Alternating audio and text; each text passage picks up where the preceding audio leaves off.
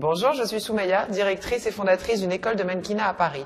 Je vais vous montrer, avec Pauline, une de nos élèves, comment poser devant l'objectif d'un photographe.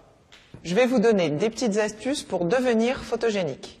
Première chose, on ne pose jamais de face, il vaut mieux être de profil. Mettez-vous face à un miroir et trouvez le profil qui vous correspond le mieux. Une fois que vous avez trouvé votre meilleur profil, il faut savoir capter la lumière. Pour cela, quand vous êtes devant un objectif, vous cherchez la source lumineuse. Par exemple, ici, la lumière vient d'en haut, donc je vais avoir tendance à regarder vers le haut pour capter la lumière.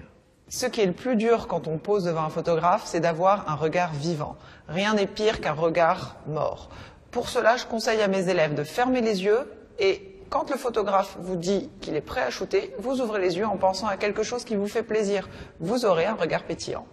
Et enfin, un dernier conseil avant de passer aux exemples de pose, exagérez vos postures. Si vous voulez vous déhancher, déhanchez-vous au maximum. Bien sûr, en naturel, ça a l'air complètement exagéré, mais en photo, ça aura l'air parfaitement naturel.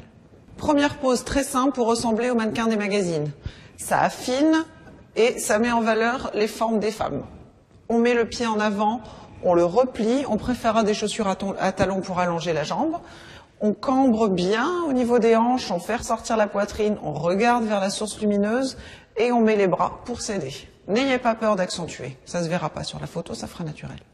Les portraits sont les photos les plus dures à réaliser.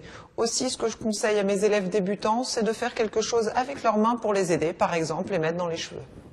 Un petit conseil pour les photos assises, je conseille à mes élèves de mettre les mains sur leurs jambes, ça évite de les faire pendre. On a toujours le regard vers le haut, le visage vers la lumière et on cambre au maximum.